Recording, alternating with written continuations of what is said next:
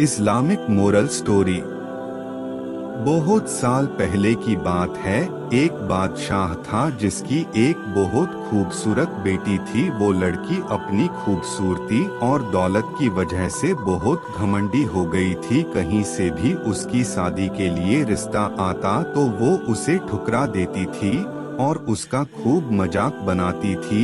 एक दिन बादशाह ने एक बहुत बड़ी दावत रखी और उसमें शहजादी से शादी करने वाले तमाम शहजादों को बुलाया। सब लोग अपने अपने मर्तबे के हिसाब से कुर्सियों पर बैठ गए। फिर शहजादी इस दावत में कई चीजों के साथ बहुत घमंडी अंदाज में आई और वो जिस भी शहजादे के पास से गुजरती तो वो उसे बहुत नीची नजरों से देखती। फिर वो एक शहजादे के पास पहुंची जो बहुत ज्यादा मोटा था तो शहजादी ने उसका मजाक उड़ाते हुए अपनी कनीज से कहा, देखो ये तो आटे का बोरा है। जब दूसरे शहजादे के पास पहुंची तो कहा कि ये तो कोई खंभा है और जब तीसरे शहजादे के पास गई तो कहा ये तो सफेद चूहा है।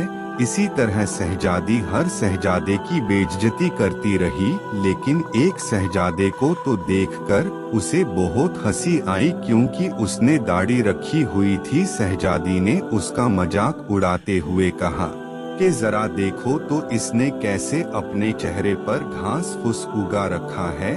बादशाह ने जब ये देखा कि कैसे मेरी बेटी मेहमानों का मजाक उड़ा रही है तो बादशाह को बहुत गुस्सा आया और उसने ये भरे दरबार में ऐलान कर दिया कि शहजादे पसंद करे या न करें, लेकिन मैं इसकी शादी किसी गरीब या फकीर से करवाऊंगा। इस ऐलान के बाद तमाम लोग वहां से चले गए। फिर कुछ देर बाद वहां एक भिखारी आया जो गली मोहल्ले में गाने गाया करता था। फिर वो शाही महल के खिड़की के पास बैठकर गाना गाने लगा। जब बादशाह ने उसकी आवाज सुनी तो उसने अपने नौकर से कहा कि उसको यहाँ बुलाकर लाओ। तो नौकर फटे पुराने कपड़े वाले उस भिखारी को अंदर बुलाकर ले आया। फिर उस भिखारी ने शहजादी के सामने बहुत अच्छा एक गाना गाया और फिर बादशाह से इनाम मांगा। तो बादशाह ने कहा, तुमने बहुत अच्छा गाना गाया है,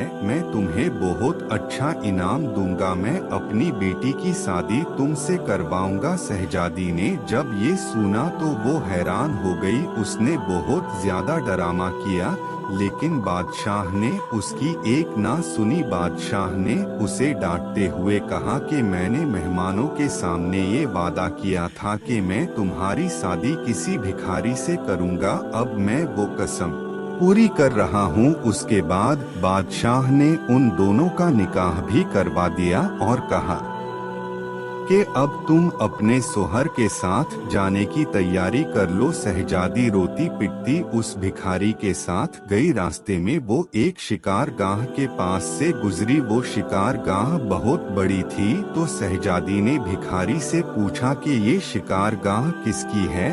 तो भिखारी ने कहा कि मैंने सुना है कि तुमने एक दाढ़ी वाले का मजाक उड़ाया था। ये शिकार गाह उसी दाढ़ी वाले की है।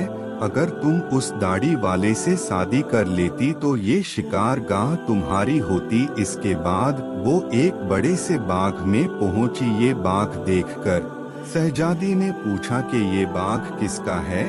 तो भिखारी ने कहा कि ये बाग भी उसी दाढ़ी वाले का है। फिर वो एक बड़े अजीमो शान शहर में दाखिल हुई। इतना बड़ा और खूबसूरत शहर देखकर शहजादी हैरान हो गई। उसने पूछा कि इस शहर का मालिक कौन है। तो भिखारी ने कहा, ये शहर दाढ़ी वाले के मुल्क में आता है।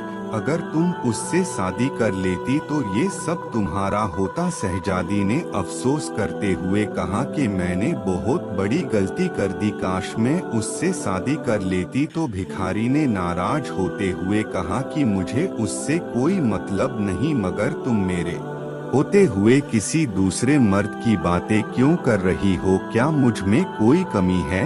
इसके बाद वो एक छोटी सी झोपड़ी के पास पहुँचे तो शहजादी ने कहा कि कैसी बेकार और छोटी सी झोपड़ी है। तो भिखारी बोला कि ये मेरा घर है और यही वो जगह है जहाँ हमें जिंदगी गुजारनी है। तो शहजादी बोली कि तुम्हारा नौकर कहाँ है? तो भिखारी बोला कि हमें नौकरों से क्या काम, तुम हर काम कर सकती हो, चलो अब तुम आग जलाओ और मेरे लिए खाना बनाओ, मैं बहुत थक चुका हूँ। लेकिन शहजादी को खाना पकाना नहीं आता था, तो भिखारी ने उसकी मदद की। फिर कुछ देर बाद उन्होंने उल्टा सीधा खाना पकाकर खा लिया और सो गए। दूसरे दिन उसे भिखारी ने जगाया और घर का काम करने को कहा।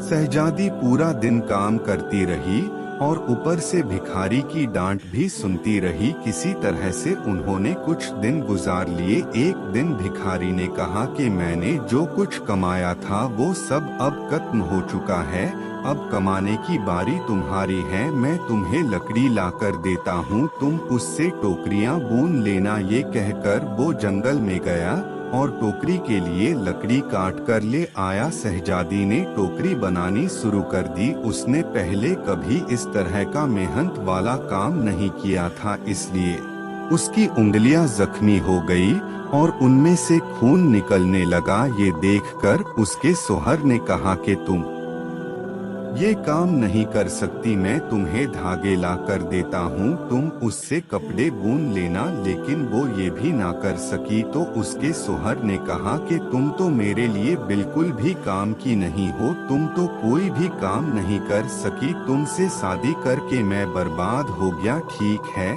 मैं कोशिश करता हूँ कि तुम्हारे लिए मैं मिट्टी के बर्तन ला दूँ, तुम उन्हें बाजार में जाकर बेच दिया करो। इस बात पे घमंडी शहजादी ने कहा कि जब मैं बाजार जाऊंगी तो मेरे मुल्क के लोग मुझे इस हाल में देख के मुझ पर बहुत हंसेंगे।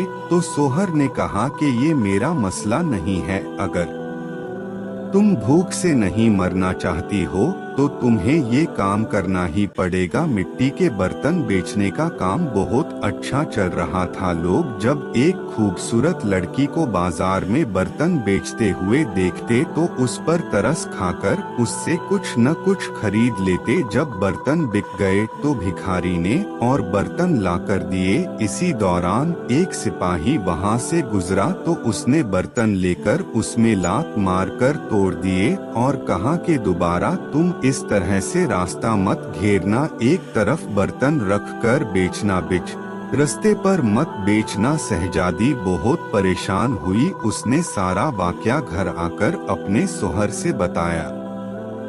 सोहर ने कहा, तुम बिल्कुल पागल हो, तुमसे किसने कहा था कि तुम बर्तनों को ऐसे बिच बाजार में रखकर बेचो? आखिर वहां से लोगों को निकलने में परेशानी होती होगी। मुझे लगता है कि तुम ये भी नहीं कर सकती, ये तुम्हारे बस का काम नहीं है। मैं शाही महल जाऊंगा, हो सकता शायद तुम्हारे लायक कोई काम वहां मिल जाए। ये कहकर वो शाही महल के लिए रवाना हो गया। शाम को वो वापस आकर कहा कि तुम्हारे लिए शाही महल में मददगार बावर्ची की जगह मिल गई है, अब कम से कम हमें पेट भर के खाना तो मिल ही जाएगा। इस तरह वो घमंडी शहजादी एक मददगार बावर्ची बन गई। वो रोज सुबह से शाम तक बावर्ची खाने में रहती और रात को बचा हुआ खाना अपने घर ले आती। इस तरह दोनों मियाँ बीवी का गुजारा होने लगा। महल में आए हुए उसे कुछ ही दिन गुजरा था कि उसने सुना कि महल में कोई शाही प्रोग्राम है। जब मेहमान आने शुरू हुए तो शहजादी बावर्ची खाने की खिड़की से उन्हें देखने लगी। गुलाम कीमती कपड़ों में मेहमानों का इस्तकबाल कर रहे थे। हर तरफ शानो शौकत और धूमधाम नजर आ रही थी, लेकिन शहजादी अपनी किस्मत पर आंसू बहा रही थी और अपने तकब्बुर और बेवकूफी पर पछता रही थी। उसी दौरान वहां कुछ कनीजे आई जिन्होंने शहजादी को लजीज खाने दिए। शहजादी ने उस खाने को टोकरी में रख लिए और घर की तरफ चल दी। अभी वो महल के दरवाजे से गुजर ही रही थी कि अचानक बहुत कीमती पोशाक पहने हुए एक आदमी ने उसका रास्ता रोका। शहजादी ने जब उसकी तरफ देखा तो ये वही दाढ़ी वाला बादशाह था जिसका उसने मजाक उड़ाया था।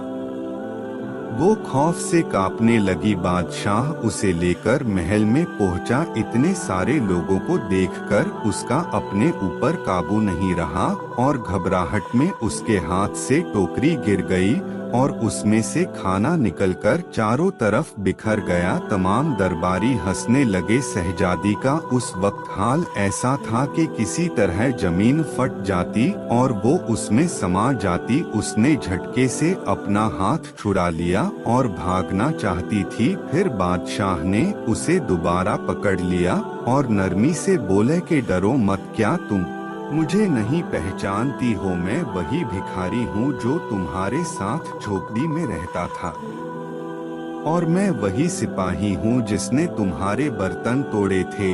ये सब कुछ मैंने तुम्हारे लिए इसलिए किया क्योंकि मैं तुम्हें पसंद करता था और तुमसे शादी करना चाहता था। अब तुम्हारे घमंड का इलाज हो चुका है। मैं वही भिखारी हूँ जिसके साथ तुम रहा करती थी। अब तुम्हें अच्छा सबक मिल गया है। पिछली बातों को भूल जाओ और देखो हमारी शादी की तैयारियां हो रही है। उसी वक्त कनीजे आई और उसे अपने साथ ले गई। फिर शहजादी को नहलाकर उसे दुल्हन का लिबास पहनाया गया। फिर जब वो दोबारा वहां आई तो देखा कि उसके माँ बाप और तमाम दरबारी वहां मौजूद थे। लोगों ने उसे मुबारकबाद दी। उस वक्त शहजादी बिल्कुल बदल गई थी। उसका गुरूर, उसका घमंड सब खत्म हो चुका था। उसने जिंदगी गुजारने का ढंग सीख लिया था।